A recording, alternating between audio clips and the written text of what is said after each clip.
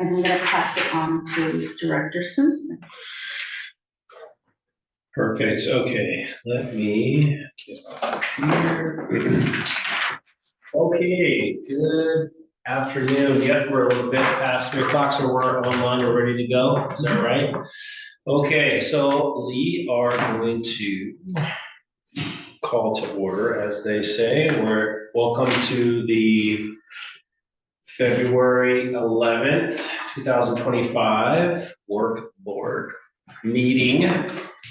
We could do a roll call starting down at the end of the table here, sir. Dave Larson, EM Director, District 5. Dr. Concy Pedrosa, she, her superintendent. Kate Kroller, Director, I was going to call it Area 2. District 2. Indeed. Charlie Simpson, District 3. Brianna Dela Cruz, sophomore representative. Alex Booster, Senior Student Representative. Amy Fleming, CFO. Good afternoon, everyone. Aaron Dragana, him, HR, Labor Relations and Tech. Perfect. So we want to welcome all of our guests online. If we do have any guests online, nobody's here, no raising hands. Well, there will be an opportunity, I'm sure, at the end of the meeting. If you have anybody joining us that wants to say anything, we have a guest here. Welcome. Appreciate you being here. If there's anything that needs to be done, we need to sign in at the sheet there if you want to. Yep, say anything or have anything up would be great. Yes, all right, so can we get an approval of today's agenda? So moved. Second. All in favor? Aye. Great. All right, perfect. So we're gonna move on to our first item on here, which is staff planning and timelines. Looks like Dr. Pedrosa. Yes, hi, everybody. This morning we have a presentation regarding our budget and staffing. And with that, here is Amy Fleming, Chief Financial Officer, and Aaron Dragana, Executive Director for Human Resources, representing Human Resources in this space. I want to make sure that to let you know we've been talking about this and planning for quite a bit. And with that, we're still in the midst of discussions and planning that with the presentation of where we are currently, I will pass this on to the team. All right, good afternoon, everybody. So I'm going to start off today. As you can see on the, I don't know, I might need a clicker. Oh, are you running the clicker there, or do you want us to run the clicker? So the first 2 slides are just a reminder of our guiding lights or strategic plan, Zero Learning Happens.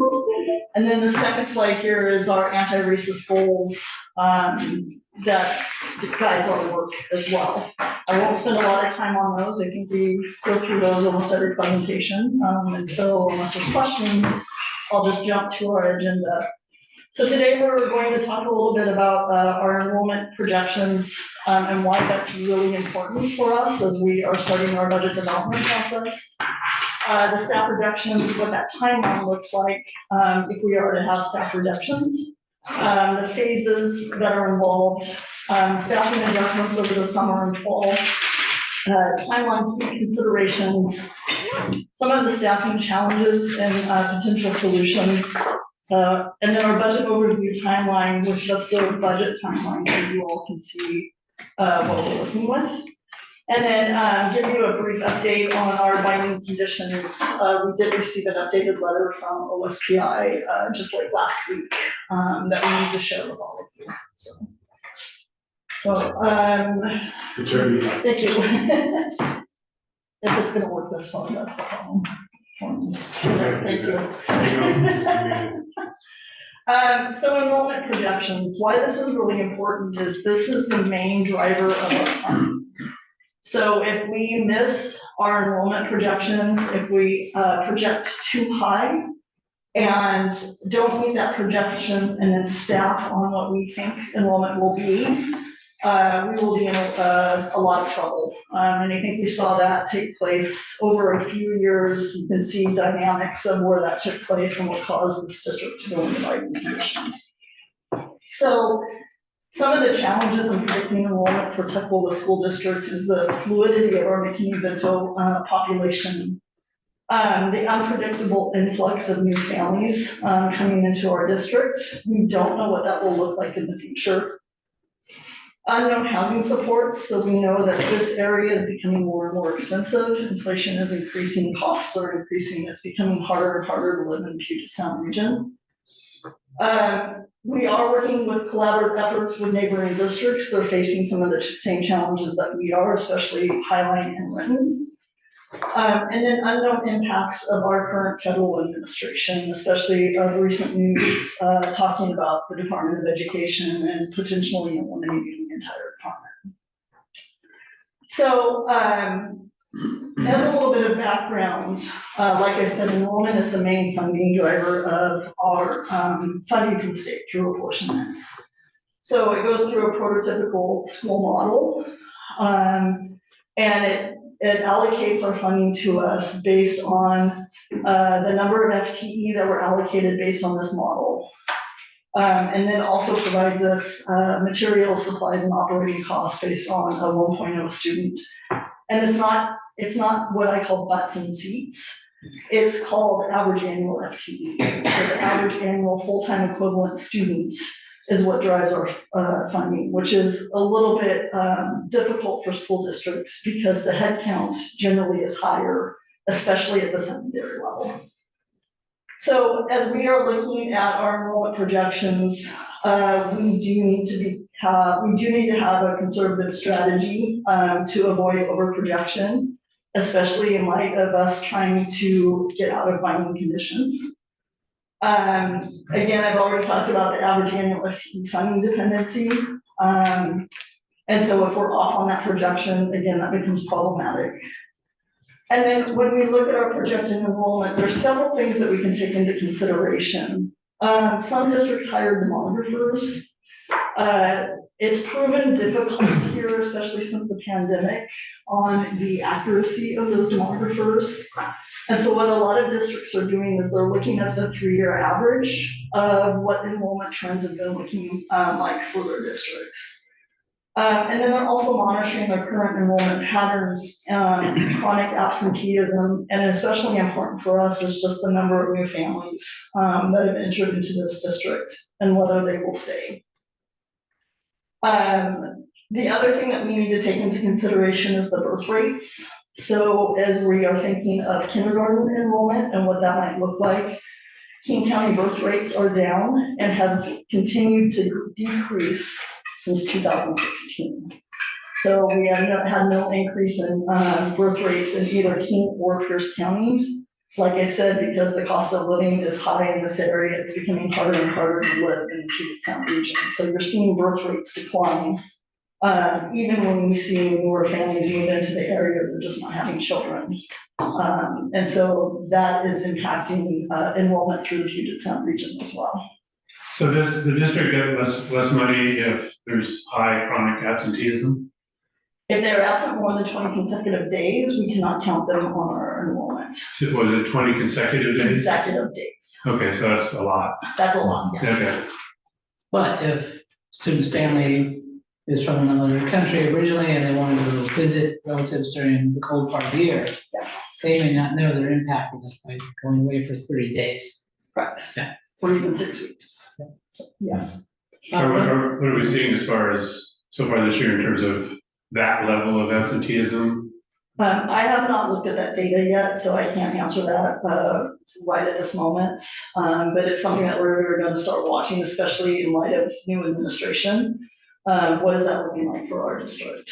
So chronic, yeah. So this is a little different because chronic absenteeism also has a definition of 10%, Yes, which is not, right. that's not tied to funding, that's tied to showing up, which is important, but this, when you use the word chronic absenteeism here, that's the 20 days consecutive, okay. 20%. Quick question about the models. Although I'm thrilled that there's some latitude for folks like you to use the tools and the tool chest that you've got. I'm also nervous that when they're binding conditions and I'm not hearing, this is what the state prescribes. Do they have a standard? No, then do we? No, ask so a them? lot of what happens is I was a part of a webinar today on budget. And so it was districts from across the state that came together to talk about their approaches to budget. And everybody does it a little bit differently, but of course their community is also a little bit different. So in some communities, their enrollment is pretty stable, and so they don't have to go through some of the iterations, while other communities, you really have to look at, you know, what's happening, what is your flow in and out of the district, you know, the types of populations that we're serving and things of that nature.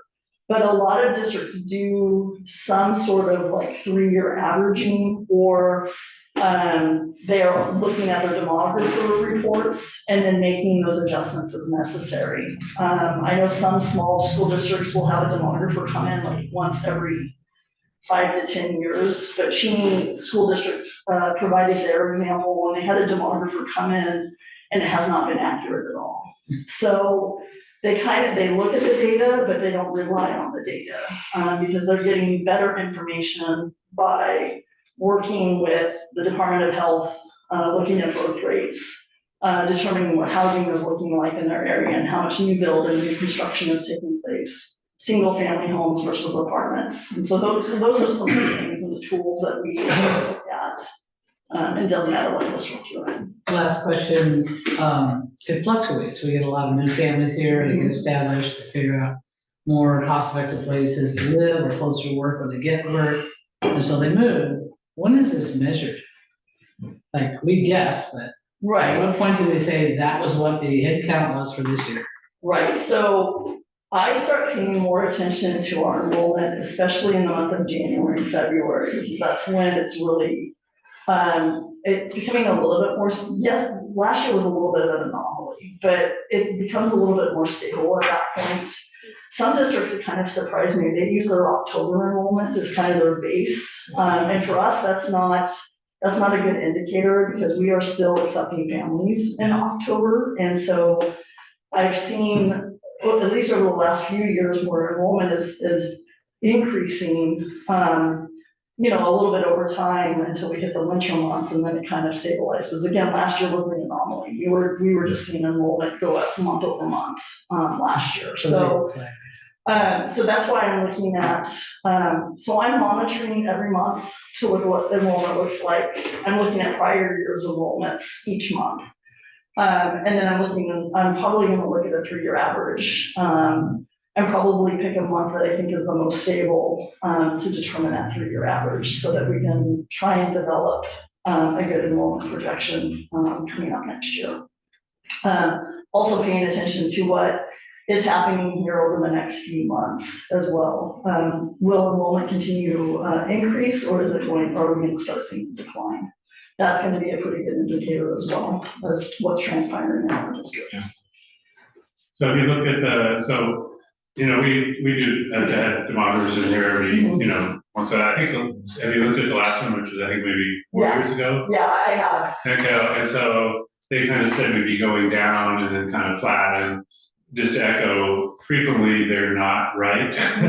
I mean, just also because this community is very dynamic, and it doesn't always, they take into account the standard, you know, birth rates and things like that, but there's a lot more dynamics going on in this community than Correct. in a lot of places. So anyway, it's good to look at, and we have had demographers in the year, and I think the last one was, 4 years ago, something like that. Yeah, and I know that when Cheney was talking about this morning, I think their demographer came in 2020, which I thought was interesting because it was right before, I mean, literally the report came out 2 weeks before pandemic hit. And so they were anticipating all this growth, and then of course that didn't happen. But even now, things that are starting to stabilize a little bit, they're still not seeing the growth that they had anticipated in that demographer's report. So yeah, so it's, you know, it's data looking at history to try and predict the future, which is really hard for TEQUILA. So I look at it, but I don't solely rely on just that piece of information. The last thing that I want to point out too, that we need to take into consideration, and it doesn't directly impact enrollment projections, but it does impact the district, is the conversation about the Department of Education.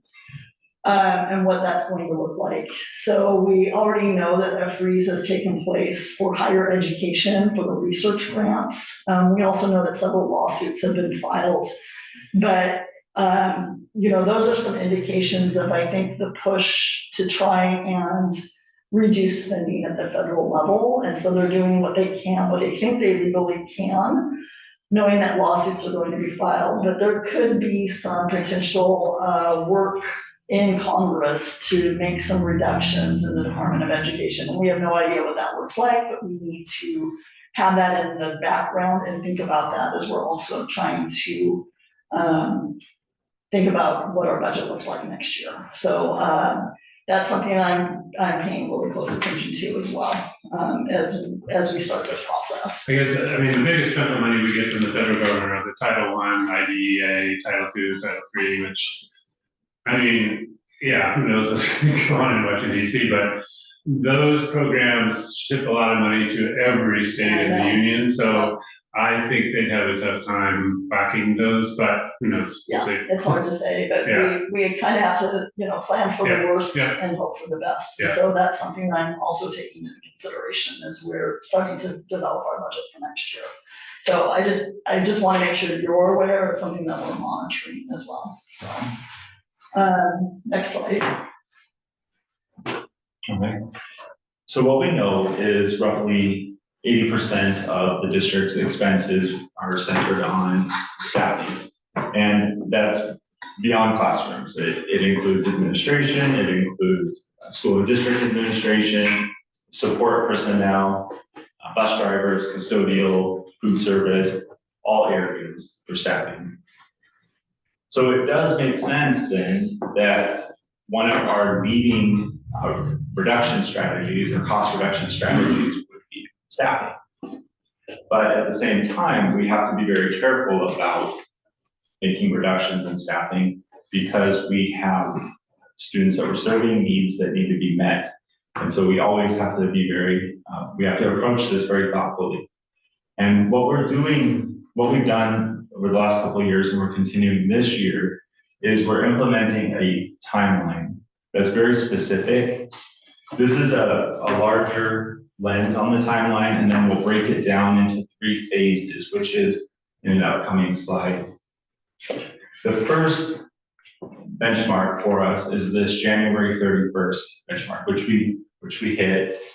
And that was to communicate with the staff and request anyone to come forward with a notice of resignation, retirement, or a change in their current position or their FTE, the amount of time that they spend in their assignment. And the due date for the staff to respond with that is March 1st. And so, although we have just 2 retirement/resignations at this time, we still have, some time before we're calling for those to be due by March 1st.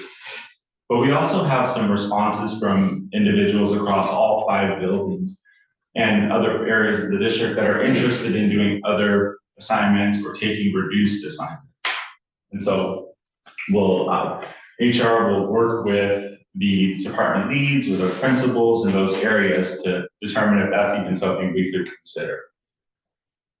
Next up is February 15th. And by February 15th, the district HR department will issue what's called seniority report to the leaders in each of the bargaining groups and the represented areas that we work with in Tukwila. And those seniority reports list the amount of time that individuals have spent in their area, not necessarily in Tukwila, but in, as time as a certificated teacher, time as a certificated administrator, or a classified instructional assistant.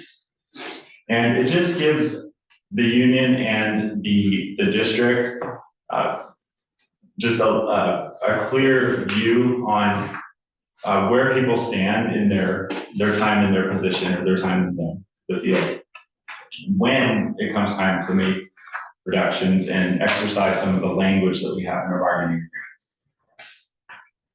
agreements. After that, so March 7th is when the district will be notifying union and association representatives of the intent, and we're underlining that because as as CFO Fleming pointed out, the district is still figuring out exactly what enrollment will look like for next year and what positions we would actually need to reduce or eliminate or scale back on. And so what we're aiming to do by March 7th is just saying, okay, TEA instruct or certificated unit, we intend to exercise either reductions to the provisional staff, and those are staff that have been in their assignments for 1, 2, or 3 years, or specific assignments that include continuing staff members, people that may have been in their assignment for 20 years. But we have to be very clear with the unions that that's what we intend to do. Or, hello SEIU, we need to reduce our food service group by 2 FTE this year. So this is what we intend to do, and we would notify them by March 7th if that's what we're going to do. So after the district has done that, then we're going to come back to the school board by the 8th of April and say, okay, school board, we're requesting permission for the superintendent to proceed with non-renewals for certificated provisional staff, or reductions in force to the certificated unit or to the SEIU unit or to the principal unit. But it's important that we have the board's consent. And so we prepare those in what's called a resolution, and we ask you to sign off on that. And then by May 9th, the district HR department is aiming to have conversations or communication out to every impacted classified staff member, certificated teacher, administrator that would receive a notice that they're no longer going to be part of the school district. Some of those staff members that are impacted have appeal rights, and that's written into the law. And so they have, the district would then schedule those appeal hearings with the superintendent by that May 16th deadline that we've set. Okay. And then by May 30th, hopefully before May 30th, just to give people ample time to prepare, we would hope to respond to all of those individuals that have appeal rights with the decision.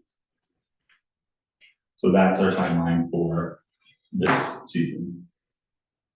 Just to add a little complicated, going up to the top, you're asking people to say if they plan to retire. Now, we know that what frequently happens is people don't say that they're going to retire until sometime even after May 9th. Yeah. And then that's where it gets confusing, because at the May 9th, we're forced to say, or the district is forced to say, we don't think we have a position for you, but then somebody retires after May 9th, and now all of a sudden, now there is a position. So Yeah. that's why, and that's happened lots of times. So just so people recognize it's as the CEO was saying, we have to be conservative. So, but that happens.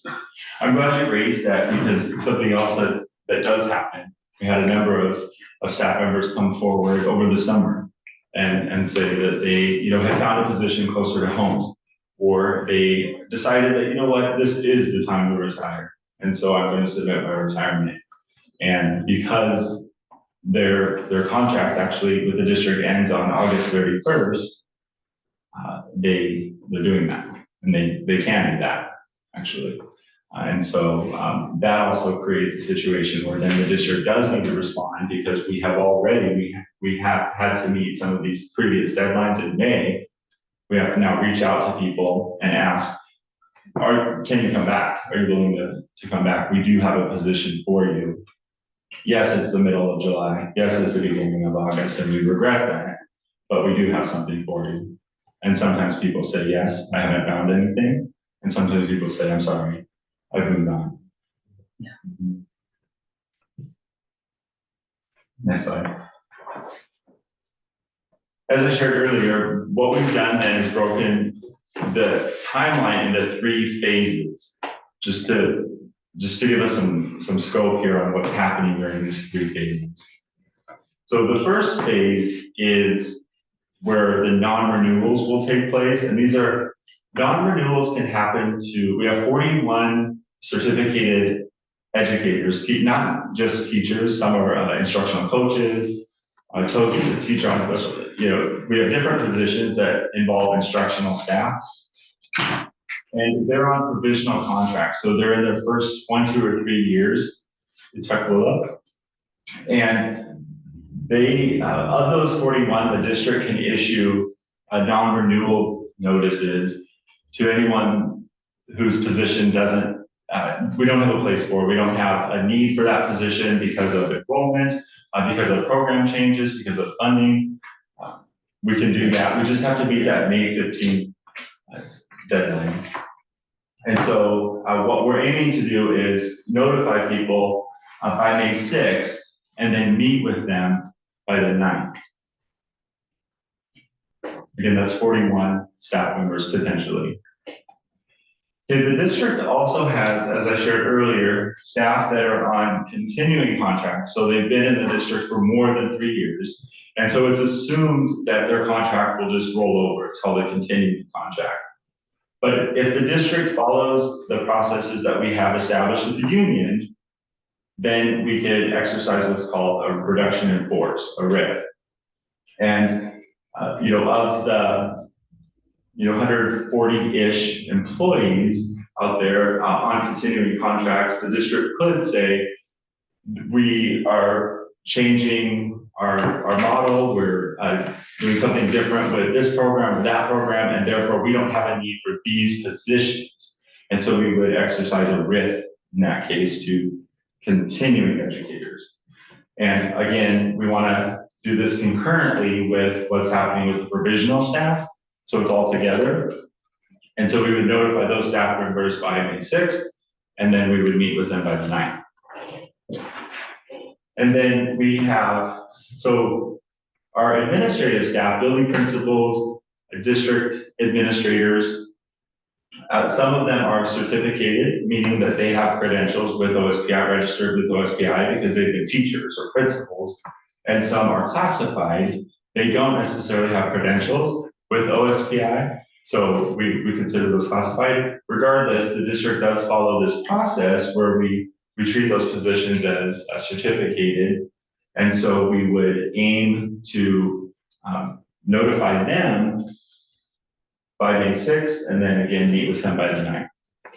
If there's a need to reduce principals or building district administration. That's all phase 1. Then we move to phase 2, which is our classified group. And so we've got the TA ESP unit, which are our paraeducators, our clerical staff in the schools, some of our clerical staff in this building, our tech service team, our administrative assistants. That's, they make up our ESP units. And we've got our SEIU group, which is bus driver, food service, and custodial and maintenance. And we would include them in phase 2. So we would issue notice by the 9th and then meet with teams because each group has a different process that we follow for the collective bargaining agreement by May 23rd. During these phases, it's important to note that HR also recognizes the impact that this has on individuals, on their livelihood, on their families. This is very serious. And we have some internal resources that we share with people. We also know that people have access to unemployment insurance, and so we want to be open and honest with what those resources are. So we actually provide copies of those and access online to those resources. And then we also walk people through what the recall process would be should a position open up, because there is a late resignation that wasn't on our radar. So we want people to know that there could be an opportunity for something in the future. Quick question. Yeah. Do you feel the resources that we provide, just after last year's experience, do you feel on the whole, everyone in those 3 categories felt at least they knew what the resources were and had some time to do something? Or is it difficult on the time frames that we get? So in the moment, I think it's, people go through stages when they receive news like this. And I think initially I think one of those initial stages is sort of like a shock. Like, I can't believe this is happening. And so they may be aware that the resource is there, but I don't think everyone's fully comprehending what it is. And so I would say probably about 80% of the staff who received notices last year followed up with at least one member of the HR team, said, hey, can you tell me a little bit more about this?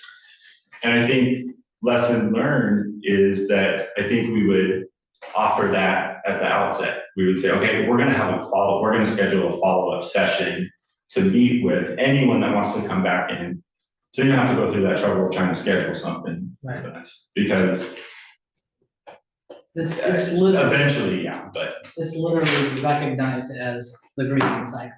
So, yeah, I think that's a great lesson learned. Thanks. yeah, for sure. Yeah, that's exactly. Erin, can I ask if anyone else has questions for you, if from the group, even the student reps, does anyone have questions for Mr. Dragona? No, not yet. Directors, any questions? All right. Then phase 3 includes shifts that may happen in our instructional programming. And I can give you an example. So last year, there was a need to make changes to the instructional support at the elementary level. We went from having what are called math and literacy interventionists. So they're teachers on special assignment because they don't have their own classroom, but they do support students and educators with implementing instruction. So for math and literacy and responding to intervention sort of thing. And we had shifted that model. We reduced that FTE by 1 at every building. And we shifted it to 1 point person. So we went from 2 to 1 last year. And we reclassified that position as what's called an instructional coach. So rather than being a small group teacher, they were leading adults. They were coaching adults to implement the instruction. So they were preparing materials and coaching the para-educators, the ESPs, the teachers to implement the intervention strategies for math and literacy. So that happened last year. So this is an example of what happened in phase 3. We needed to notify those teachers who had continuing contract rights. They had the option to stay in Tukwila, that they have an option. They can have a classroom. They can have one of these available positions that we created in phase 1 when we had to non-renew classroom teachers. And so we created space for some of those positions. I think it's a little early to say that we are going to, for sure, have a phase 3, we don't know for sure if we're going to do anything at phase 3 by that June 1st, but we wanted to leave it in there just in case something happens with funding or enrollment. We need to make some changes. And so we would notify those teachers that, okay, you don't have this coaching position or you don't have this intervention position, but you do have the option to pick from one of these classroom positions. That's what that means. Okay. Thank you.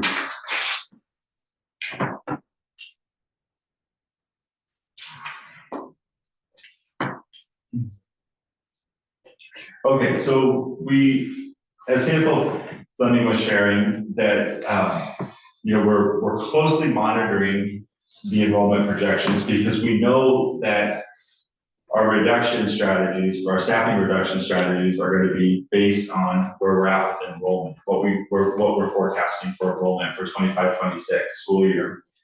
And so these are some key considerations that we want to move forward with. We're monitoring student enrollment throughout the summer. We did this previously. We're going to continue doing it. We have enrollment verified or uploaded into Skyward, where we can pull numbers from and see where we're at for each of our classrooms, each of our buildings. And then HR is closely monitoring the resignations and retirements that do come in over the summer months. And like I, shared earlier, we do have actually a number of resignations that come in over the summer that are late, that happen late, because, people, not all districts know where they're at, and they don't have all of their vacancies posted by that May deadline. And so it's very common for districts to post vacancies and hire in June and even into July. So we're gonna continue to monitor those, and then once we have vacancies, then we'll be able to go through our recall processes that we outlined in our phases and contact people and bring them back. And then our strategy is really just maintaining like a flexible approach to changes over the summer and fall. So we've got adjustments will be necessary to accommodate enrollment fluctuations and programmatic needs. And then we've got these recall processes that we've outlined. And these are based on the language that we have in our contracts. So the certificated staff, the non-renewal staff are not recalled by seniority. So staff that are part of that group of 41, it's just based on what the need is. However, our certificated staff that are potentially ripped are recalled by seniority. So the most senior person would be have the right to return to their position before anybody that's less senior. And again, those processes are two distinct processes outlined in the CBAs that will follow. And this is why, going back to our timeline, we notify the union as early as possible, early March, so that we can talk through all of those processes, make sure that we're aligned. And then our classified staff, we do recall based on seniority. And again, this is something that HR communicates what this process will look like when we do meet with them and share the reduction information with them, the revenue information. And then, funding does fluctuate we learn about different grants coming forward and different things that we can move around potentially to help cover some of our funding gaps. And so, to help us meet our students' needs, and that's something that we're always monitoring. And if we can staff positions because we have needs, then we will do that. And that will happen over the summer. So are you saying that for the classified staff, it's always based on seniority, it's never based on the need of the position in the district? Yeah, so that's actually a really good question, because I think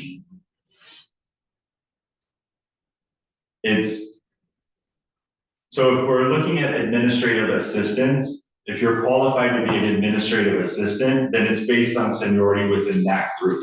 Right. So. Oh, okay, so it is within the grouping of. Yes. Okay. So there may be, yeah, exactly. So there may be a more senior classified staff member that is not qualified to be an administrative assistant because of whatever skill. Right. So that became an issue. I know last year, so we have our community liaisons, which I believe are all classified, and that group in theory we need members that speak certain languages and certain cultures depending on our student population. However, if we have to lay those off, that kind of goes out the window, and it's strictly based on seniority, which is, seems not the best way to do it in terms of student need, but that's an example of how this contract impacts our system. And some language that we have that could help with that situation is that, like our liaison groups, they're multilingual. And so we do have positions that do other positions that, would benefit if they had a multilingual person in that position, like a secretary or an office manager. And so that could be something that helps them land in a vacant position another position in the district, so they have employment. That's what we were able to do last year, is find other places for individuals because they had certain skills. So even though they got laid off in a liaison position, they had the skills for an office manager or a secretary, and they're multilingual, so then they were able to land in that spot. And so we go through that process with each individual, so hopefully find them something. Okay. So as we've been discussing a little bit, some of the timeline key considerations that we are always thinking of is, obviously, the first one is the regular monitoring and adjustments. So throughout this process, we will actively track our enrollment numbers. I think I talked about that in pretty detail. Human Resources is tracking potential resignations, retirements. And then we are working together about any funding updates, especially through the summer. So if we hear of new grants or changes in grants, we work very closely hand in hand as we work through this process. Again, staffing decisions will be adjusted accordingly to ensure appropriate coverage and support for our students. And so that is a lens that we are always looking at our entire picture. Yeah, and with the second part, communication with affected staff, I think reiterating just how important it is, like from the beginning of the process, to be very clear with individuals, because it is, you know, as we discussed earlier, you're going through these stages of grief, and so it's important to, you know, have all of the information available to them to take with them, so that they can also access it later on their own, and then have somebody to connect with when the time is ready, when they're ready for that. And so we have, you know, we create packets for them to take with our contact information. And then what we're aiming to do this year is then set up those appointment times where people can just come in rather than having to schedule and go through those steps, and work with HR to navigate the recall process and have any of their questions addressed. It'll be an ongoing process through the spring. Do you have software that helps you keep track of, like a succession plan, if this person is able, we push them on, these guys fill in these slots, do you have things like that? Yes, we are using Google Sheets Okay. to help us, and so we've done some tables internally. Yeah. Okay. Next slide. Sorry. We wanted to highlight one of our challenges and solutions that we're problem solving, just to unpack with you and model what our thinking process is. So we've encountered, I think it's a good problem to have, which is that we have been actively recruiting educators to support our students receiving special education over the last couple of years. And I think, well, the impact of that is that our newest staff are in those roles. So if we, as I shared earlier, we've got 41 staff members that are in provisional status. So approximately 50%, around 20 of those educators are in special education classrooms, or they are therapists in special education, like SLP, speech language pathologists, or psychologists, school psychologists, or occupational therapists. So they're in those roles.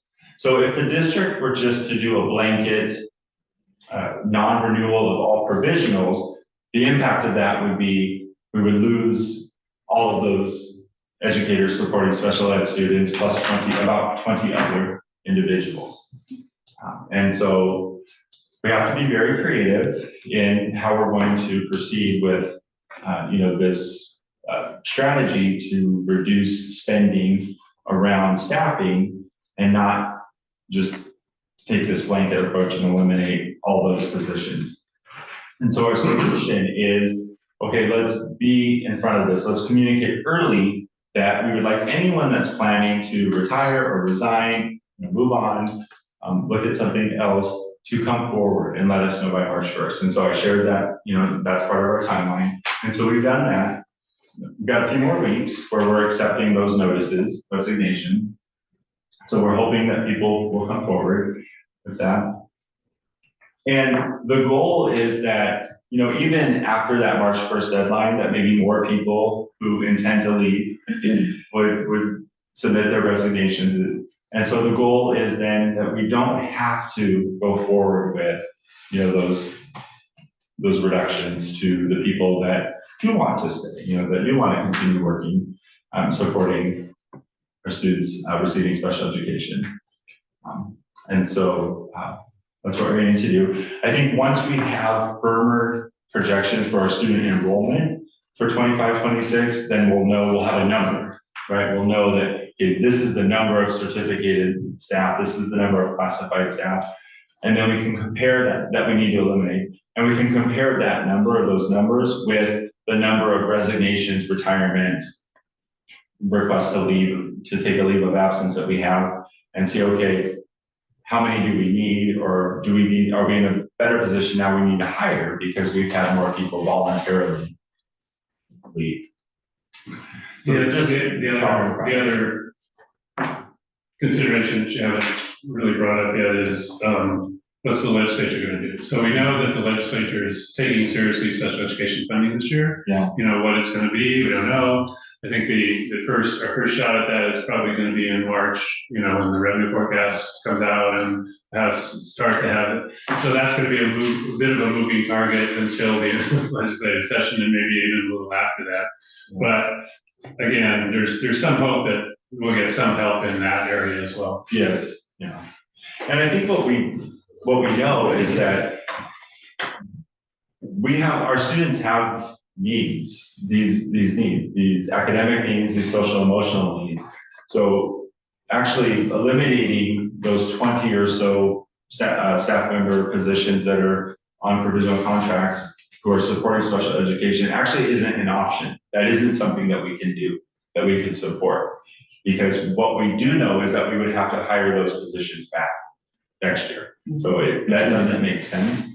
So that's why we are hoping that, this work that we're doing right now to communicate with everyone, we really want you to let us know by March 1st if you intend to leave, and we'll work with that. Yeah, because the thing about students getting special education services is that's a legal contract. It's not an option. Yeah, exactly. Yeah, as you said. Just an insight into one of our problems of practice that we're working through.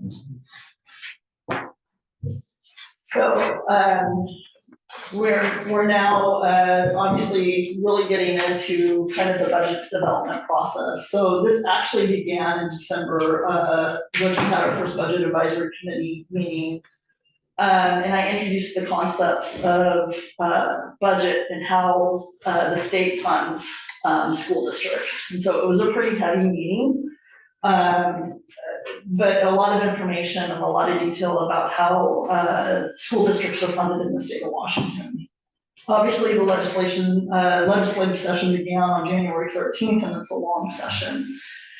So there's always good and bad with long sessions. The bad being that they will not end their session until the end of April. And so that means we will not get any indication of what their budgets are looking like from the House or the Senate until probably towards the end of March.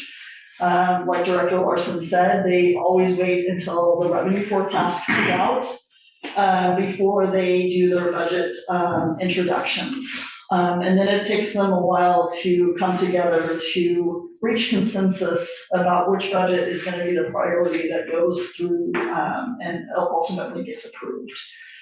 We've unfortunately had some years where they've been so far apart that they actually had to go into an extended session. So I'm hoping that that is not the case this year. I also want to keep in mind that they are also dealing with a budget, I don't say crisis, but it's also, they have a huge gap that they are trying to resolve as well. State revenue is down, inflation is high, and so their gap is pretty significant over the next biennium.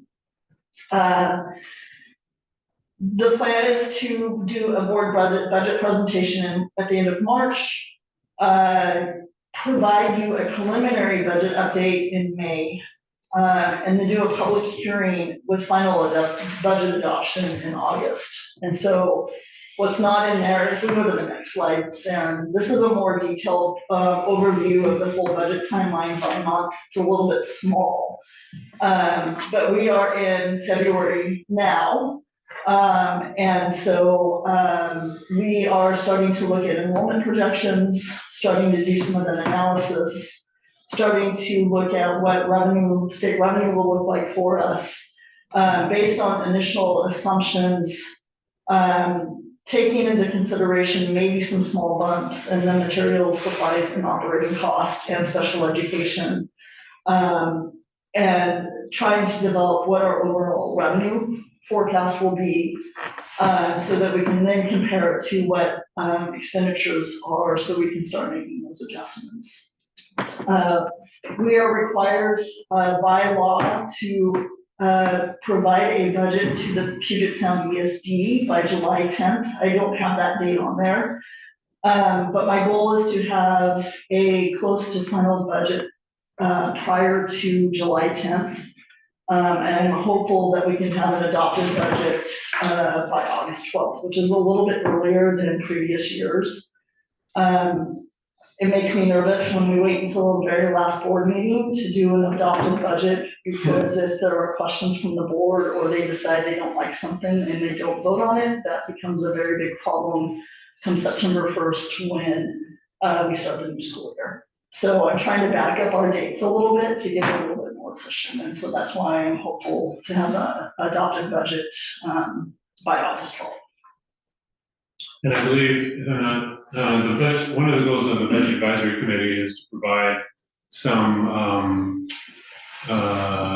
recommendations, I guess, to the superintendent relative to the budget as we go through it. So those will hopefully come in sometime April.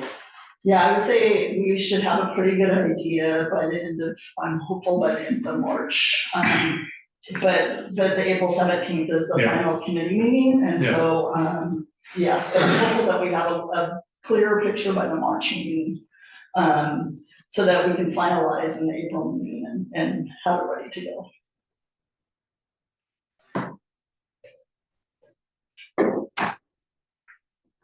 go. So you're pushing these timelines a little bit earlier. Don't think it was that easy last year. What makes you think you have the bandwidth to get them done sooner this year? My issue last year is I was coming in and just trying to learn. I was dealing with two budgets. So I was dealing with the current year where I had to do an extension on the current year budget because of the binding conditions requirements, trying to get my arms wrapped around this district and how they operate, plus trying to develop the budget that we're in now. And so it was a little overwhelming. I have a much better grasp of how things are running now and kind of what's transpiring. And we've actually started some of our processes that we do a little bit earlier. And so that's why I think we can meet these deadlines.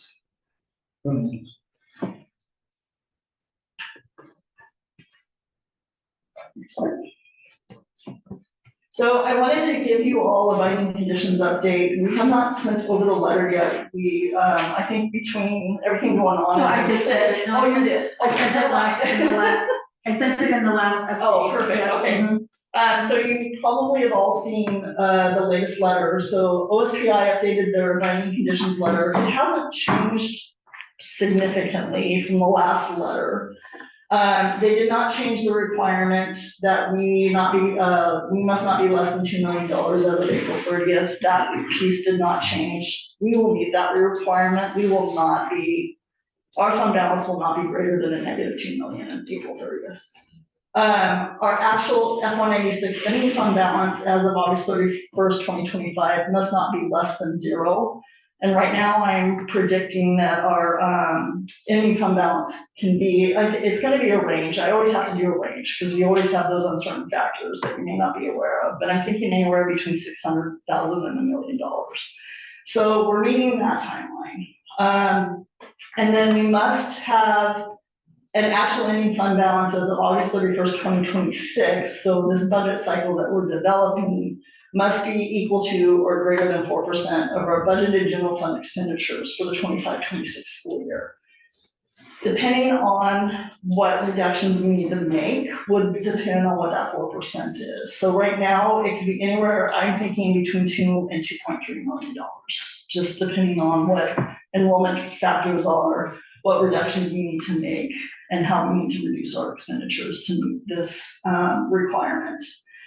And then the last bullet, which I thought was a little bit interesting, and the reason why I have it highlighted here and it's in the next part of the discussion is that they are requiring the school board to create a plan to address the fiscal stabilization, which includes the board ranked budget priorities and budget philosophy documents. And so we've included those in the packet today so that we can have that conversation and make those updates so that we can send it to OSPI by April 15th. But that's no different from last year. That's exactly what it was last year, Yes. except The date. 25. Yeah. Yeah. So we can submit essentially exactly what we submitted last year. If Which that's they what you all accepted. decide to do, Yeah. yeah, so we brought forth those documents, so Yeah. we can have that conversation, to see if there are changes that we need to make. Yeah.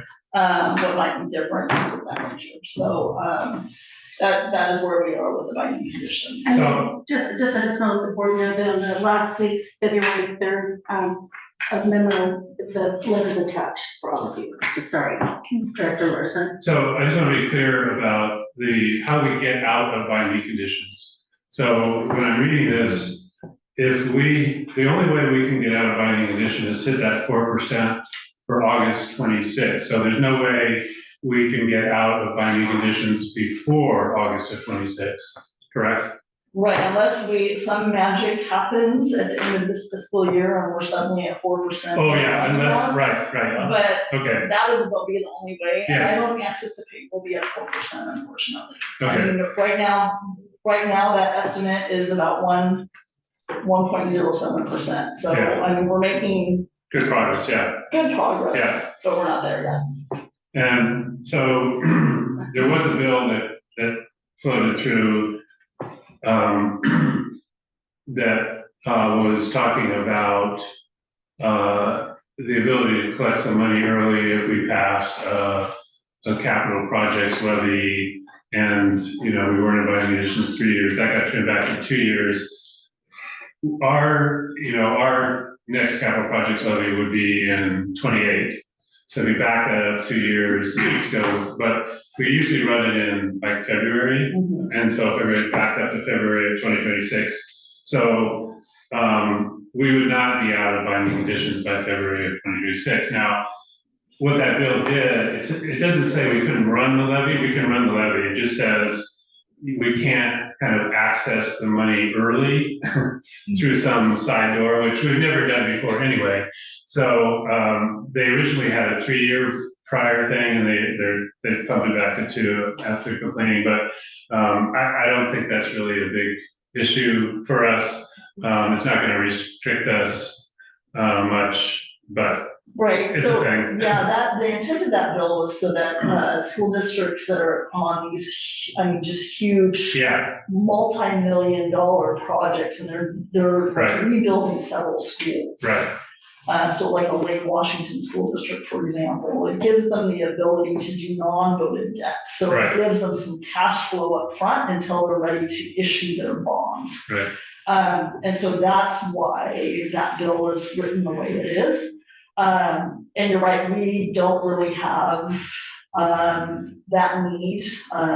Maybe potentially if we decided to do something small, and let's say we decided that the PAC was something that was super important, that we wanted to get ahead of, that might be the time where we would do so. It's a little bit smaller in nature, but we would never have the ability to do non-voted bonds for something like a cascade replacement as an example.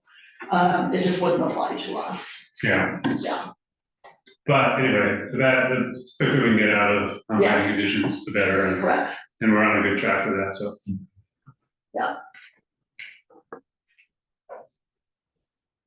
Right, any questions or thoughts? Yes, any questions? So did I hear it right that you don't think we're gonna make the 4% by 2026? Or the start No, of 2025. 2025, okay, Yes. so you anticipate us being out of binding conditions in 2026? Yes.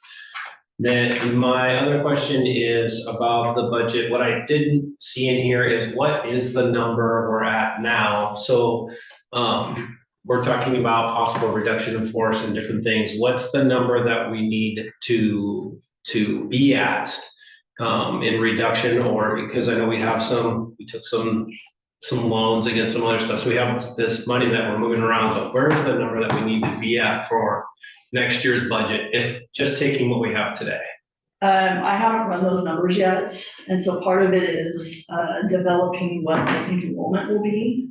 That's the first step, and then running those projections through OSPI systems to determine overall revenue, and then compare that to what expenditures will look like next year, with the assumptions of, the bargaining agreement requirements that we need to meet. So the increased costs related to that. And then that will give us what that gap is so that we know what we need to reduce. So that's something I'm working on now. Are we talking thousands, hundred thousands, or are we talking? Oh, it's probably $1 million. So That's what I'm looking at. I did some work, just initial work, like, just a rollover of expenditures for like the administrative staff as an example. And that was not doing any COLA, that wasn't doing anything, but there are cost increases related to benefits that have hit us. And so it actually increased our costs for our administrative staff by about $100,000, just rolling over the budget. And so those are the things I need to look at and the things that I need to consider as we're looking at the overall picture for both revenues and expenditures to determine what our gap is, so that we know what that cut needs to be. So. I guess the other, you're saying it doesn't look like we get out of binding conditions by August 25. However, if the legislature gave us somehow a couple $1 million more. Yeah, usually I've not seen them give us money immediately unless it's a short. Well, yeah, it would be 20, oh yeah, you're right, it would be Yeah. 25, 26, yeah, you're right, yeah. I think I That's saw right, it it would not a be. little bit, I think, Yeah, during the yeah. pandemic. But Yeah. Yeah, they usually don't give us like Correct. it'd be nice to give you money. Yeah, yeah, you're right, so we'll do that, yeah, it's So, 26, yeah. 26 anyway, yeah. So did that answer your question? Yeah, it does. I'm just trying to grasp the thought of, okay, so we're gonna need to reduce for, of course, for budgetary, but then also, I like your conservative approach going forward. I just wanna make sure the sustainability Yeah. of it going forward, so that we're not getting a loan here or a loan there or counting on this, but that the district is able to sustain itself with the increases, because every year it's gonna go up with insurance and Oh, yeah. benefits and all that kind of stuff. So the plan that I'd love to see, once we're moving out of the binding conditions is what does our sustainability look like? And then our check and balances to make sure that we're on track with that. I know that we're doing some of that in the budgetary meeting, but with the school budgetary, how it works is really crazy. It's real world for this world only, I think. But I just want to see how that works, and how we can apply it to making sense, for future, Yeah. right? And so Yeah. that we're not back in here. So, I'm looking forward to obviously continue working with that, and then also seeing how we can apply all that and make sure we're not having this again. Yeah. In front of us, I know. For it. So we'll just keep an eye on that. And then I need to, when we have these type of things, I need to kind of know what we're facing, the dollar amounts that we're facing, so that when we are talking about, because it is 80%, right? It's reduction of force. That's gonna happen in some shape or manner, we think.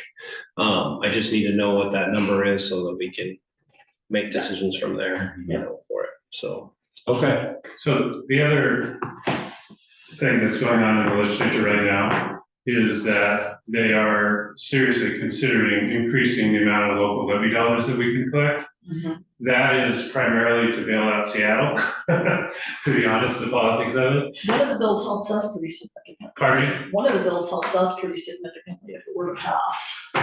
They've run some scenario, Yeah. SPI has run some scenarios. Well, yeah, it would help us for Oh, sure. yeah. But it's a complete counter to my theory because it's pushing the legislature's financial problems back on the local school districts, which is, the trick for us is that since we just passed our levy in 24, we really should not be going out again until 28. If we were to go out again, just to have a new levy because we can get more money, that would not land well with our voters. Right. They would say, didn't you guys just come and ask us or something? Yeah. So, I mean, Seattle's positioned because their levies now, and they put it padding, anyway, that's a long story, but anyway, it's floating around, and, Seattle politicians have a lot of pull down there, so that's the other kind of floating wildfire thing that's out there. Is there any more questions? Appreciate this update. Thank you. There's no more questions, then let's move on to the board priorities. And then from our CFO. So like I mentioned in the conversation of the binding conditions update, the board, so I'm trying to get to it here. Board budget priorities and then the philosophy document from last year have been brought forth for you to review.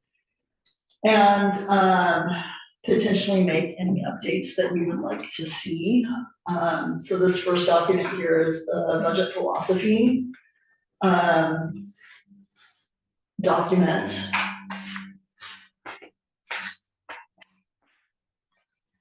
What drives this? The OSGI binding conditions, or do we roll this over from last year?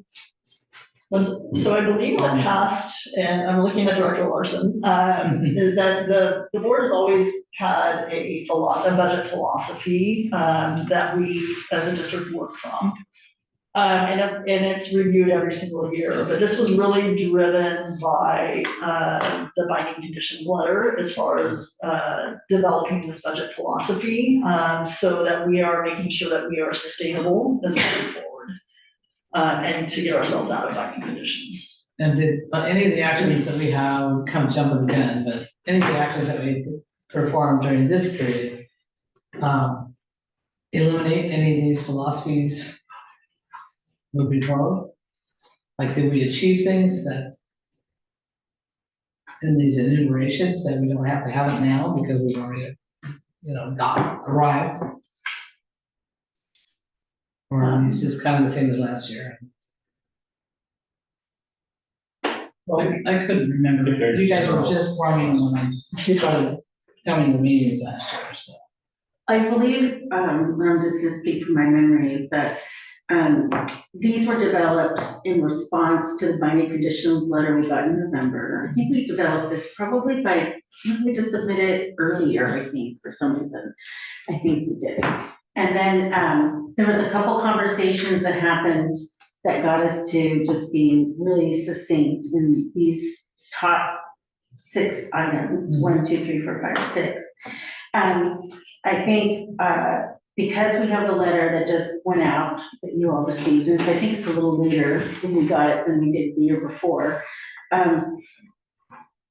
It's just a matter of deciding if these are still priorities for the board for because this is 24, 25, so this was for moving forward for this year. So for 25, 26, as we move to next year, are these still the 6 priorities And if they're not, then what do we do to replace them with? And then when you ask the question about, did we suffer any of these things?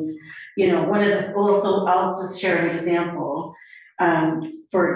So ensure financial stability was a key priority, maintaining multilingual support, which especially because we had so many multilingual learners that came in. And in fact, we're continuing to prioritize that as we call people, we prioritize language, so those are the things that were part of the decision. This does drive our thinking into the work. Another example is when we actually had to scale back some support in schools, for example, we made sure that all the social workers stayed in all the elementary schools. And because we knew that that was a priority, we couldn't do that at the secondary, but we could make sure that they have counseling support, but we could make sure every elementary school maintained social workers to help with social emotional, mental health and all of those components. So it did affect how we prioritized reductions, and it also prioritized even how we recall back people as well. So just letting you know, it does drive us in terms of how we make critical decisions and based on the timeline and based on the budget priorities. So it is an important piece for us, because once we know what the board priorities are, then we know how to proceed. And if this is still the priority, then and we're hoping that the impact is very minimal compared last year, it was big. So we're hoping it's like from this to this. And so those of you who aren't seeing that my hands were going like this, but I'm just saying that, but we do use this as a guiding document for us in this team. So I think it's important for us, for the board, because we do have to submit it. So yes, it's a compliance document, but it's also, we call it our, North Star for us, because we have to make sure that this continues. And if this continues to be a priority, then we will definitely adhere to that. And I mean, the board's always done a board priorities. What happened last year in particular was, we used to have a fairly long list and it was much more detailed. Yeah. This is much more general and high level, partly because we're in this time where all these uncertainties are floating around, and we need to give the superintendent and administration, some flexibility to move, because things are going to be changing all the time, but preserve these kind of high level principles that I think are important. So I think this is, I would say probably leave this as is. We might, if we have another time to consider it, the budget advisory committee has some ideas to float into this. That might be interesting, but I think this is pretty solid as it is. I think it's really good. The only thing I thought might be missing, because the only thing that we might be missing is because we didn't have a current federal administration in place, is that we might want to have one bullet there to be mindful of that and not. I think one of our, I don't know, I'm going to say this wrong and everybody gets defensive, but one of our flaws might have been we had COVID type funding from the federal government that one day we knew we'd receive, and that was part of the pain of the process we went through, right? We knew it, but it was painful when it happened in ways that if we'd been more conservative, we might not have done that, or we just say we knew it and it's regretfully painful, right? Similarly here, the way there is a potential for impact to the federal government, I realize a lot of this has to do with more like FAFSA things. We don't get massive, to my knowledge, grants from the federal governments the way that we were getting during COVID. But if there's something we should be mindful of, it might be good to have one more enumerated statement saying, as we go forward, be mindful and conservative in areas where we're contemplating, or I just don't want to say it badly. We're taking for granted federal support. Right, good point taken. Is that the short, succinct statement in there of ensuring financial stability, that encompass all of that? Yeah. There's a reason it's short, so it can encompass all that and then have room for pliability and flexibility, meaning let's say, go back 5 years and we're looking at that, well, we gotta make decisions that are gonna keep us sustainable. Mhm. So that's pretty much in there.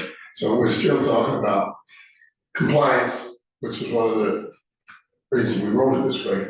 And then in our last work session, we were talking about our values, et cetera. That's still in there, in here. These are all in there as it relates to the budgeting, and the other document really was, okay, in compliance, if we gotta make all these drastic belt tightenings, what will, the community wants to know, what will we be basing that on? And that's what these two documents are.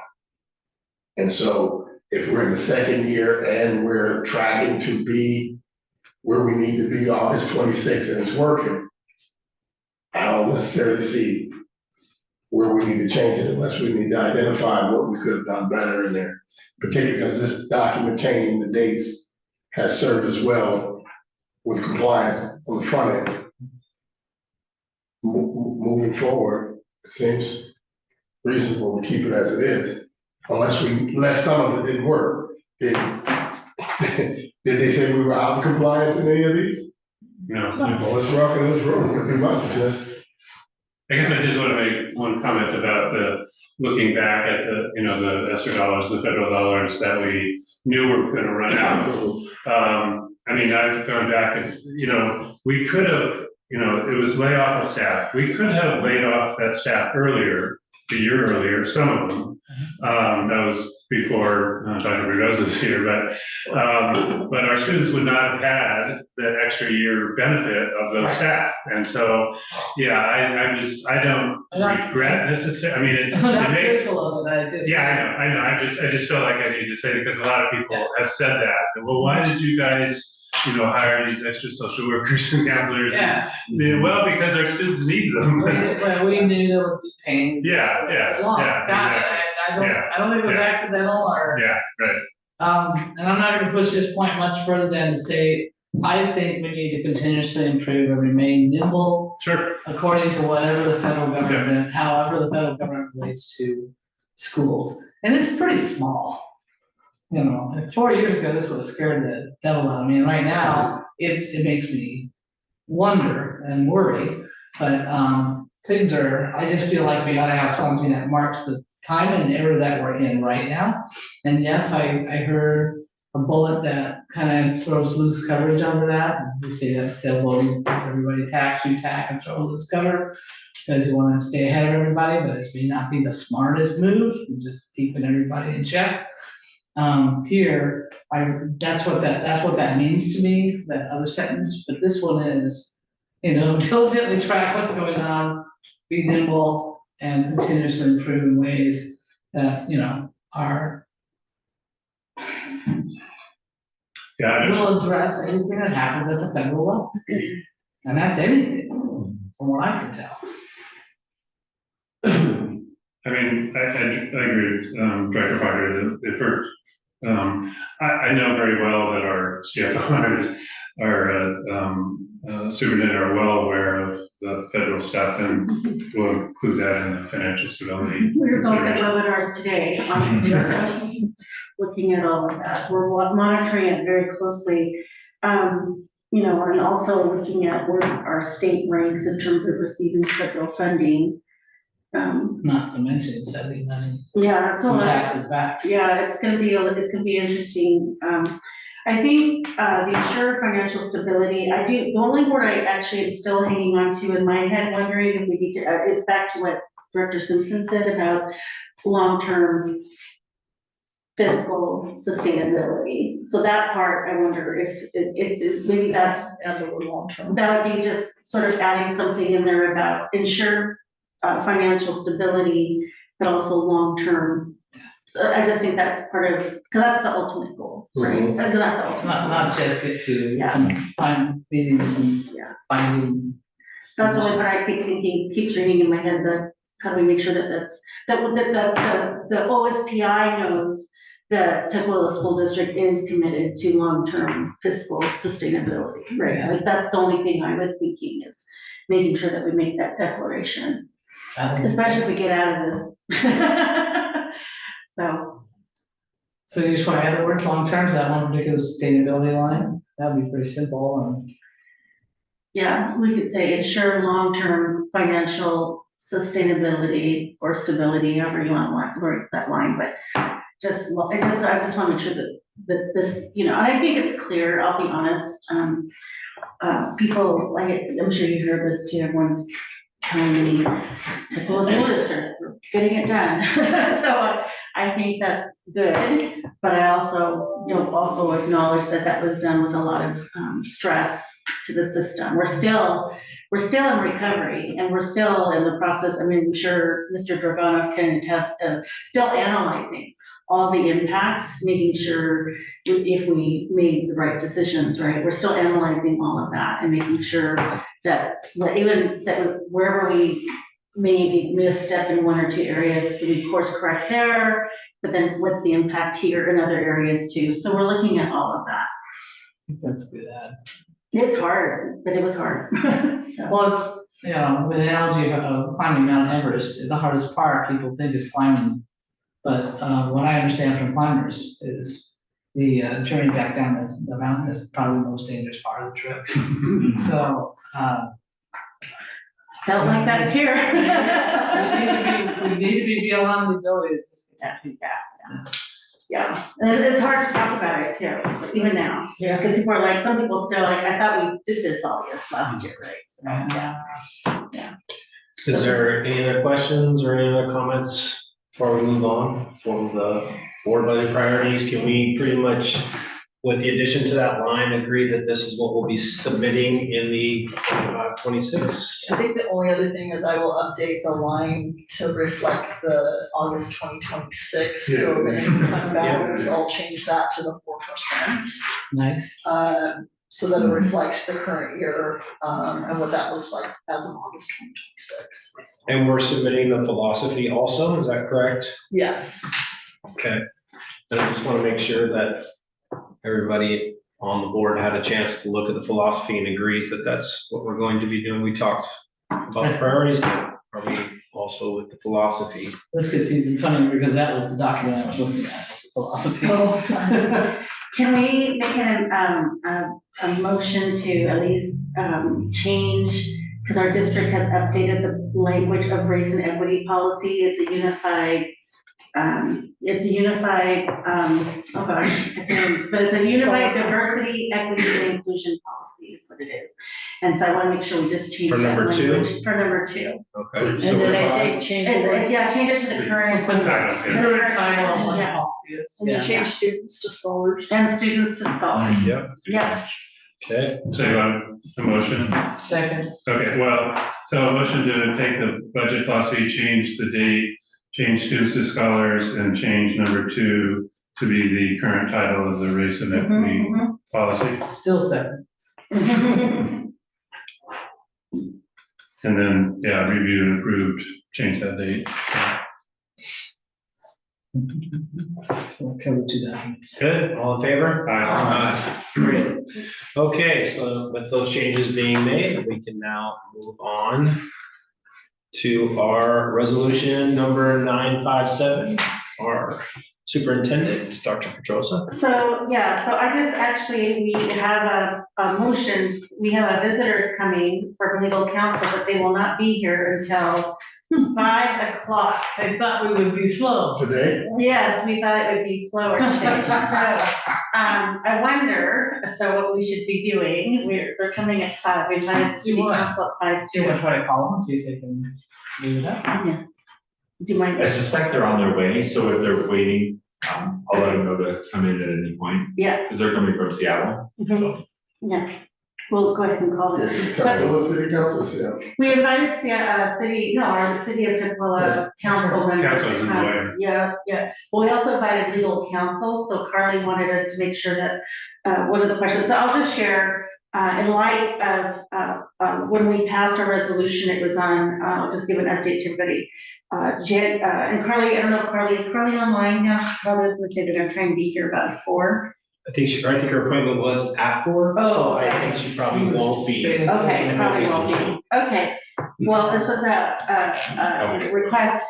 Are they gonna be here soon? Well, I just want to make sure that we're not changing the plan. Yeah, I think we need to wait. Let's get everybody here, the council and everybody. Yeah, it's 5 o'clock, yeah. And then let's move I can let forward. it. Yeah. Okay. But if we can let them know, do we know if they're available? I mean, if they're going sooner? down and talking somewhere at, If because not, they're smart, they got here early, I'd rather have them drive up the street. yeah, and if not, we can just take a break. Yeah, but At let this me, point, we can just turn the cameras off, take a break, and then we'll come back at 5 o'clock. yeah. Yeah, but I just wanted to just give everyone a really quick summary and then we'll take the break. Just really quickly, our board approved a resolution, 957. 7. It's been a long week for me, 957, and since that time, we've had several executive orders, which we've actually had our executive orders legally reviewed, but Carly thought it would be really important to have a joint conversation with the City of Tukwila Council, our city folks, and since this is a work session, because it can be a conversation about how we can partner and work together to make sure that we are actually all in alignment. That was something, and so we're gonna bring in legal counsel at 5 o'clock to just give us all guidance and let us know where we are, where we stand in our policies and our procedures and our next steps. I have since updated the guidance to the school leaders and the district administrators based on, I've had conversations with Chief Trevor, I've had conversations with the city, I've had conversations with folks and making sure that updating our guidance to schools. We're gonna invite legal counsel and also Okay. city They're council. 15 minutes away. Okay, perfect. But let's go ahead and take, let's take at least a 15 minutes. 15-minute break. Let's come back at 4:45.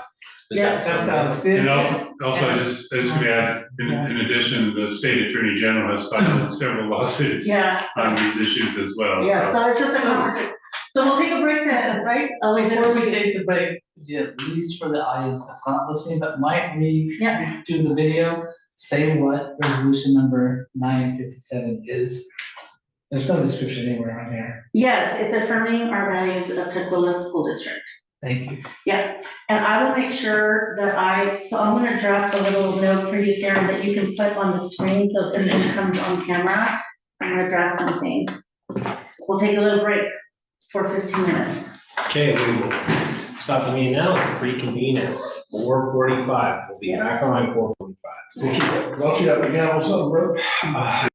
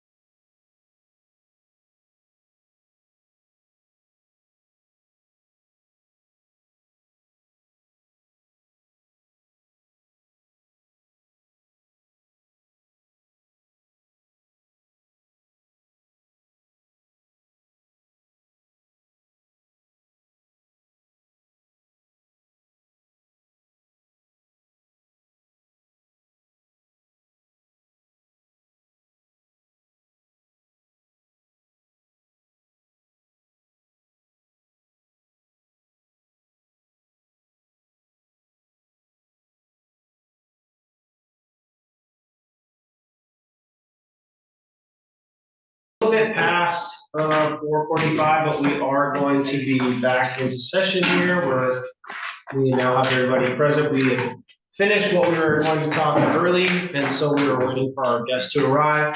I'm going to turn it back over to Dr. Pedroza on resolution number 957. Yes, and hi, good evening, everybody, and thanks for everyone's flexibility. We ended our last session a little early, so one of the conversations that Director Hoover and I talked about was one of the critical components of the resolution 957 titled, it's titled affirming our, I don't know why I kept struggling with this title here, but I should know it. Affirming the values of Tukwila School District. Affirming the values of Tukwila School District, resolution 957. And one of the things that we adopted this on January 12th, 2025. And since that time, there has been several executive orders that have been passed around since then, since January 20th, 2025. Part of our commitment to this is making sure that we are working in partnership with the City of Tukwila group partnerships, but we also thought it was really important that we bring legal counsel here to sort of help advise us and give us some information, or specifically around Tukwila School District's policies, procedures, and guidance documents.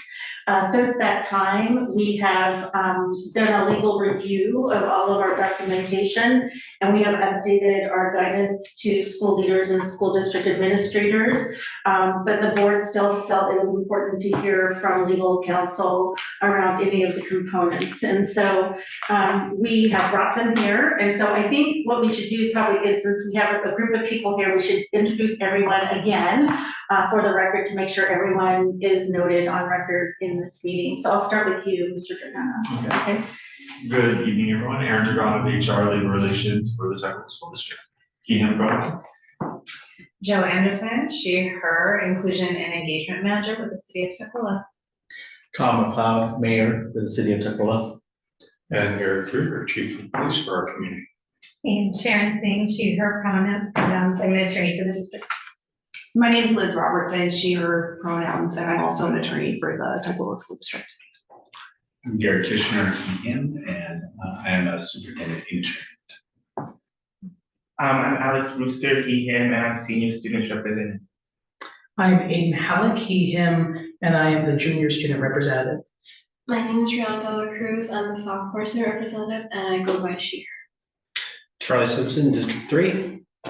Kate Carler, she, her, District 2. Dr. Concy Pedroza, she, her, Superintendent. Terrence Proctor, Dave Larson, he, him, District 5, School Board. Great.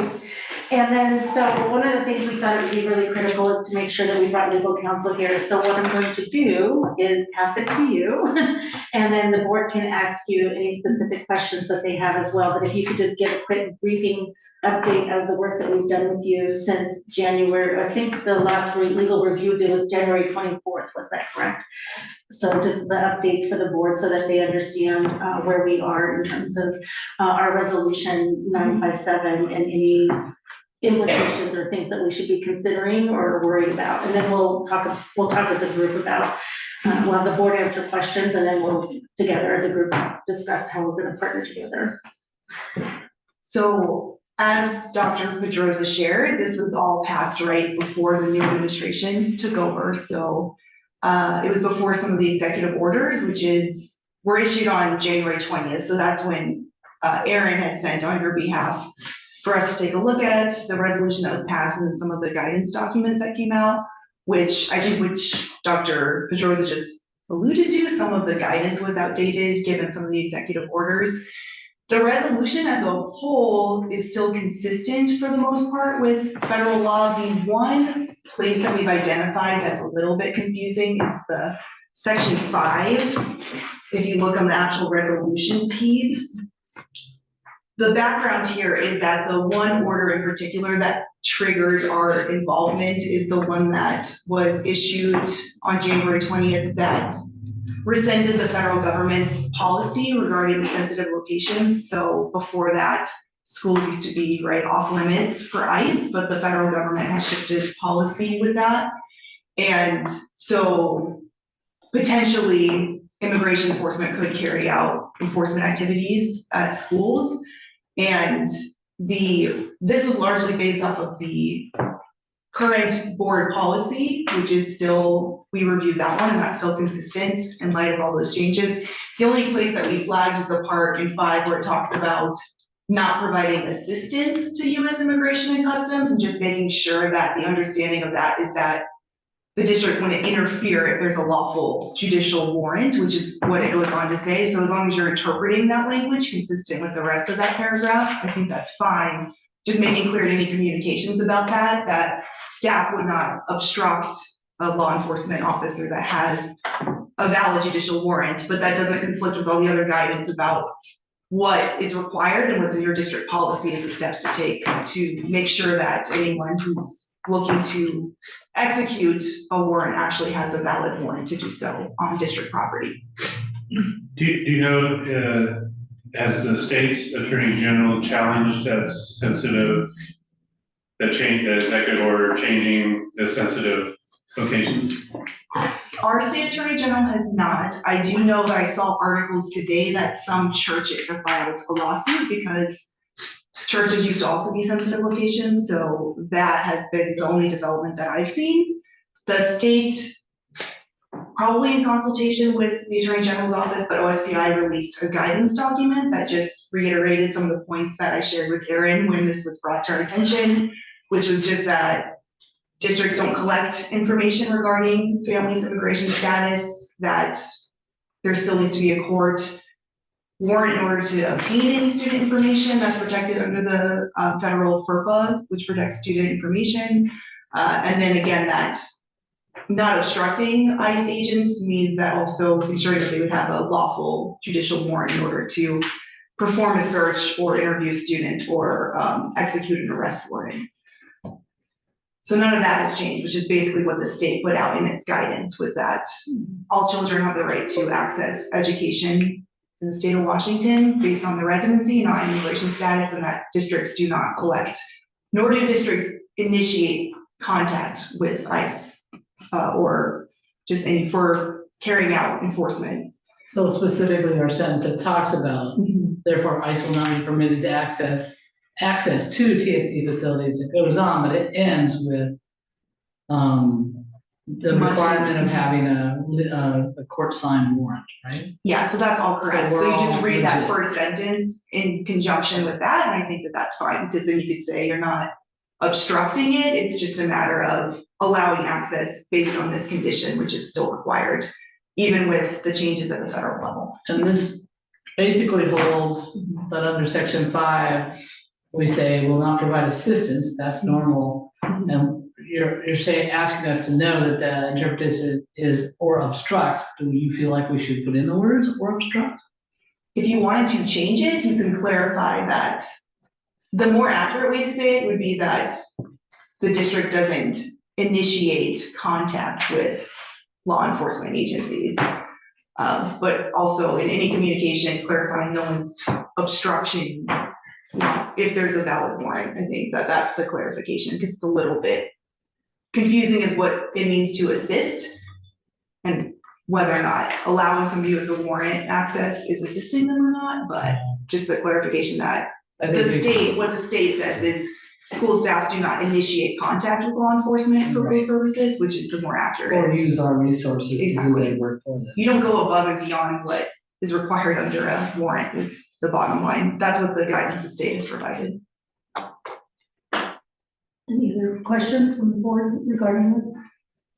I did hear our Attorney General say that his office was reviewing a lot of these executive orders, because there's so many of them, so I think that would be one to watch to see if he's actually reviewing this sensitive locations one, because that may or may not come up, I don't know. I think that's true. I think it's a matter of using resources on which ones to go and try and enjoin. Right. So I heard you. Are you suggesting we should change the first part of that sentence?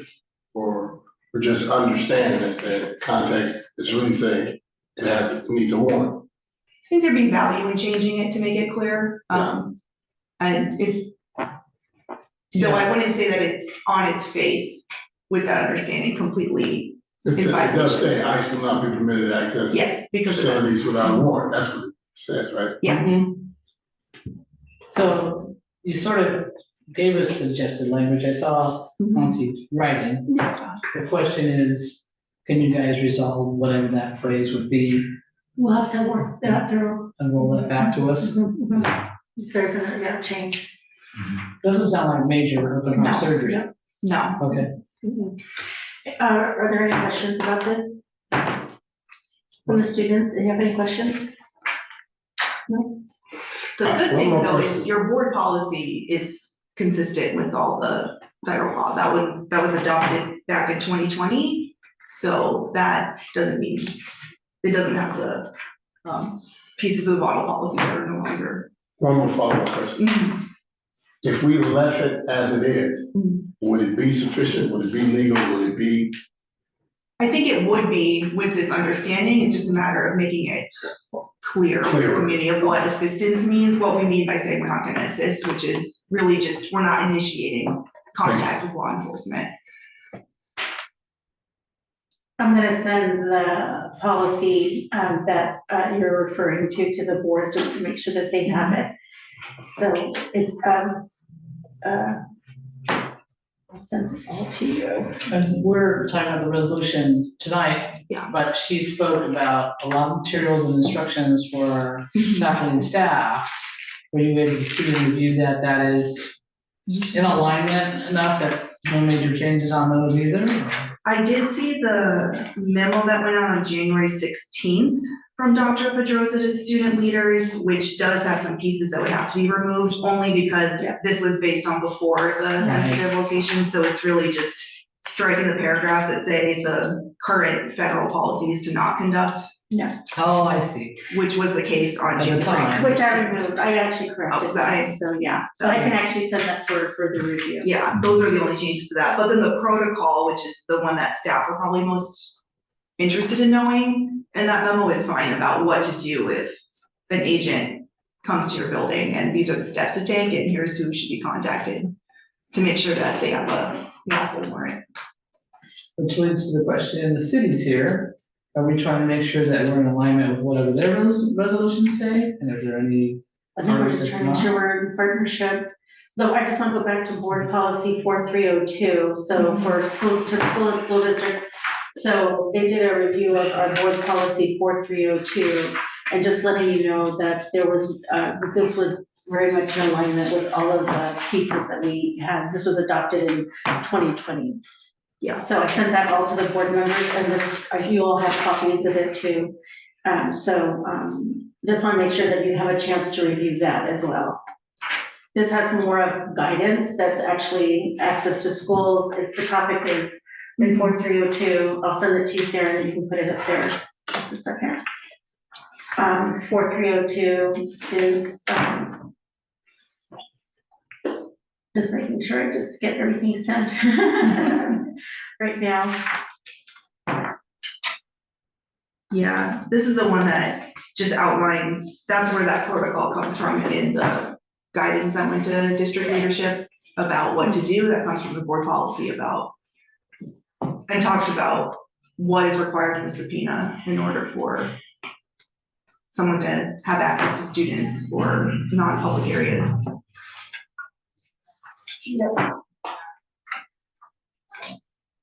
And Council, you've been working with the city. Yeah, we've been. We saw the chief of police statement to the public. And I was just talking earlier to Joe that the city's considering or was looking at a resolution we wrote, I think the last time around we went through this, and there's no change yet. Is there a contemplated change to it? To our policy? The current resolution on the council. They tried to bring it up last night, but I think the short answer, I don't want to speak to the council, but I believe the answer would be no. So they're gonna leave it as is? That's what I suspect they're going to do, but they'll have to speak for themselves on that, but I've not heard any interest in changing it.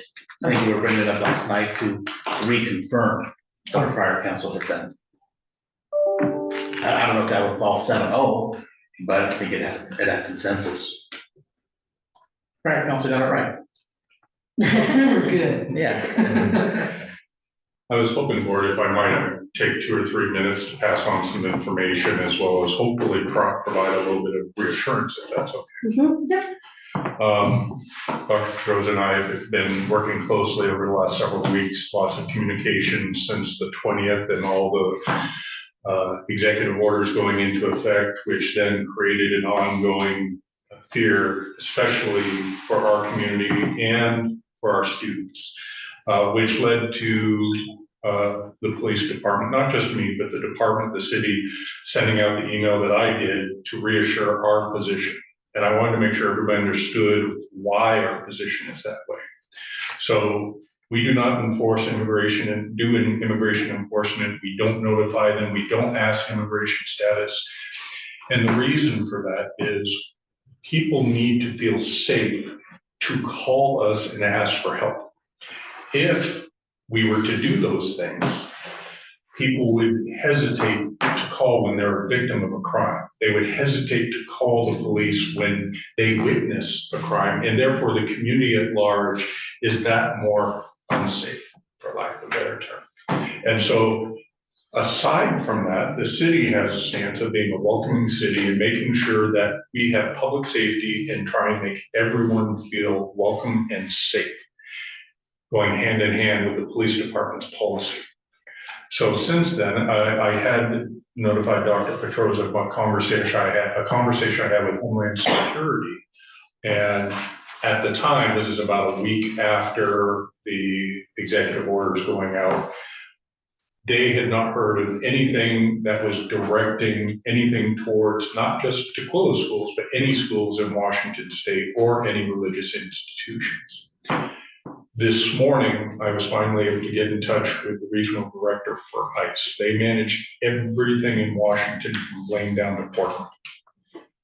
They reaffirmed what we knew, and I wanted to pass on some information to everyone here, and more importantly, to our students, so that you can get a sense of protection directly coming from our ICE represented here in Washington State. So they are only doing targeted enforcement. And what that means is they know of a specific person that they are looking at because they are involved in criminal acts beyond how you feel about whether or not somebody has entered the country legally or not. That's not the crimes we're talking about. We're talking about people actively involved in felony crimes, committing crimes while they're here and are a burden to our communities. People that have been deported before are now back in the country and are committing crimes. They have warrants for their arrests. They are specifically looking for people. They are not conducting raids. Raid being randomly going into some place and identifying people to potentially identify status. Again, it is only targeted enforcement. They mentioned that we've heard the term collateral. In other words, they're looking for somebody who's targeted, and then somebody else who happens to be undocumented is there. There have been instances of people being picked up as what they're terming collateral. The director told me that they are not taking that stance here in Washington. They are not actively doing that. They also told me that they are not targeting minors. So anyone under the age of 18 isn't even in consideration. And then when it came down to whether or not they would target anybody in schools or religious organizations, they specifically said that they avoid doing that because of all the additional safety concerns and risks to the public at large by going into large populations like that. What they did indicate is that if they had to do that, it's because somebody is really high on their priority list. In other words, this is a very bad person. So we're probably not talking about the students here, but maybe somebody that has come to the school. And the other thing that he told me was that they should have to have a reason to come to the schools, which he couldn't come up with an example as to why they would. They would notify the police department. He assured me he would notify me personally, and he would notify the schools if they were going to do that. He then went through the process of saying that they would go to the front or go to the school representative, talk with their administration to properly execute warrants that they have. So things could change, but as it stands right now, based upon the executive order and my direct discussions with the individual that's responsible for Washington State and ICE immigration enforcement, this is something that I hope provides a little bit of a reassurance. It's not a guarantee. Things could change, but as it stands right now, schools, even though they have lifted their protective status, they're not on the radar of any of ICE or immigration enforcement here in Washington State. I'd be glad to answer any questions you have, but that was a conversation I had this morning with ICE. Great, thank you. Thank you for sharing this. Any questions? I have one. I think the only other fear that I'm prevalent amongst the kids, and when I talk to people at the church, a lot of them aren't even out after dark. They're gonna be where they are by the end of sundown every night. They're so concerned. But, the students are at school, and for whatever reason, maybe they think somebody bad is at home. We have parents sitting down with their kids, talking about what to do if they come home and parents are gone. So is there anything about targeting parents in homes? I understand there might be a case with some bad guys there, or they just took it and ended up in the dress And you did talk about collateral, hopefully that would result in. I think the realistic answer, if we were to apply what the conversation I just had this morning, is the answer would be yes. But they're not targeting parents. They're targeting individuals that are known for crimes and have specific reasons for immigration enforcement to be going after them. So to give it as an example, somebody that has come across the border without checking into the country and is living here without having contacted and trying to go through this asylum process. They just came across the border and are here undocumented without any type of trying to gain citizenship. Those are not the people they're looking for. However, if people are engaged in criminal activity, they run the risk of being on ISIS radar. And by criminal activity, we're talking felony crimes, high crimes that truly are impacting our community. Can you give an example of the type of crime? Robbery, organized retail theft, any violent crime, any organized crime that, auto theft, rings, organized retail theft down at our retail stores where they're committing felony levels of crime. But even that, the property crimes are going to be lower on their tier than the violent crimes. So people that are engaged in gang activity and are actively assaulting people. Those are the types of people. People that are known criminals from other countries that they know are in our country. Those are their top tier that are their primary focus right now. And you mentioned people who've been deported, who I assume were deported because of crimes, but it could have been anything and came back in without going through the process. Yes, but also involved in the criminal activity. All right. Any other questions? I want to make sure, since we have legal counsel here for just a few more minutes, is there any questions about the legal documentation that we have? Where we stand, our paperwork is up to date. I'll make sure and send the latest guidance and we'll figure out about that. Anything else? Now, something that has come up, and this could be for anyone, is that although we haven't seen any of the letters, we are hearing that families of our students have received letters from immigration or from ICE with directions or instructions on what they should be doing. And again, we haven't seen copies of the letters. We just heard that. Is that something that we know about in Washington State that's happening? That's the first I've heard. Same here. I've not heard of this, Erin. Okay. I've heard of families that have received their deportation letters already. Yes. So that's what I've heard so far, which is different. Right? Most similar. But any other questions for the team here? Not a question, just I guess as a closing remark, I think it's to continue doing what you're doing of having clear messaging to your staff and a protocol in buildings. So districts are doing different things about what do we do if somebody comes to the front and says, I'm a immigration enforcement, I'm doing this, and making sure that everybody is aware of this is what the process is, like you've done in the memo, and who to contact and to direct so that you can go through that process of determining their credentials and whether or not they do have a valid warrant, because we've gotten some questions about that too, because there's differences between what you need for an arrest warrant or a search warrant signed by a federal judge versus something that's just an administrative one signed by the agency, which isn't valid to come and, conduct a search or arrest a student. So just making sure that staff can ask questions and everybody's on the same page about this is the protocol, and this is, where if somebody comes, this is where you put them in the building, or whether you don't buzz them in, just being on the same page so that people know here's the process in place, because that'll help staff also feel comfortable and knowing what the process is. Yeah, I think our focus has been making sure our schools are educational institutions as much as we can. We actually have had, we have Q&As for all our district administrators and school leaders.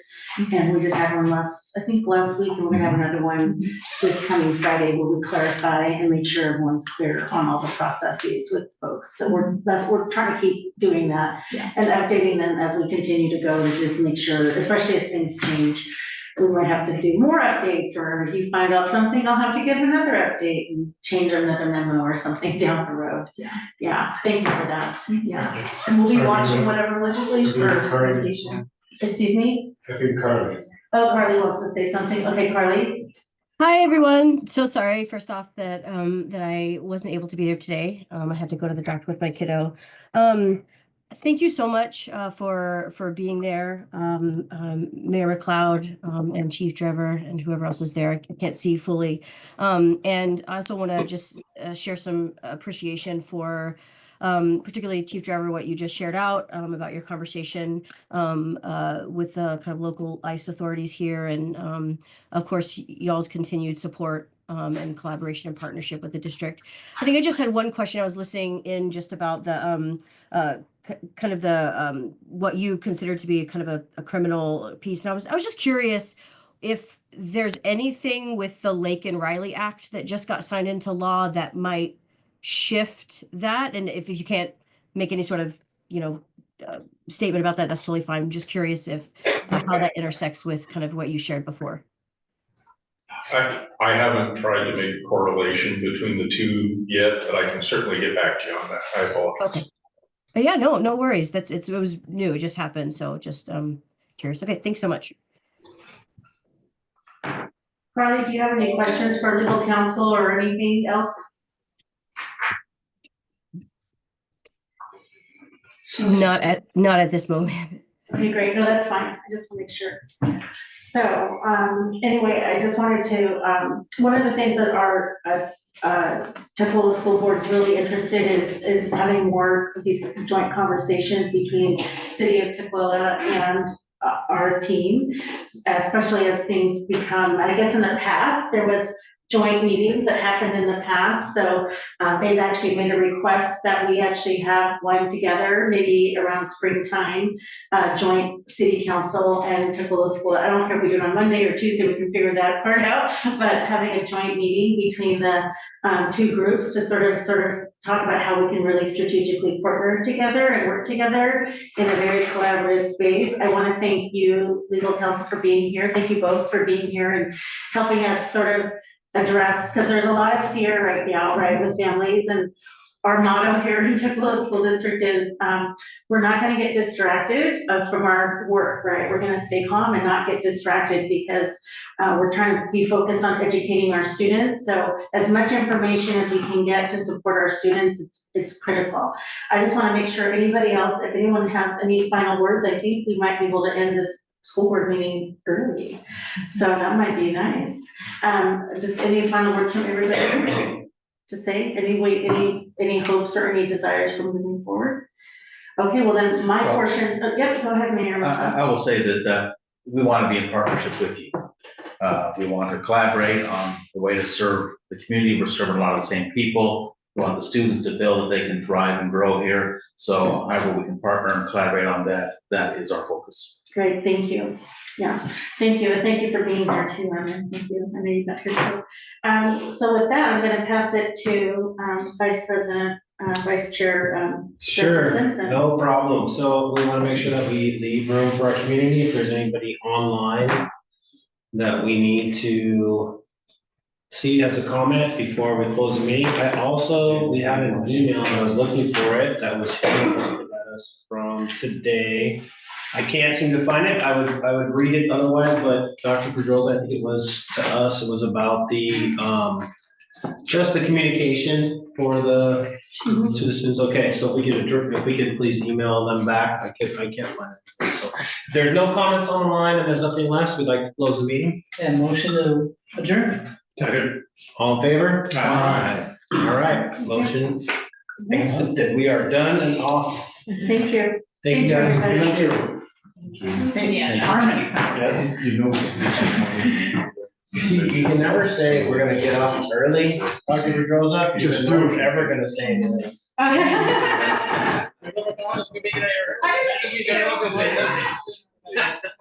didn't mean to.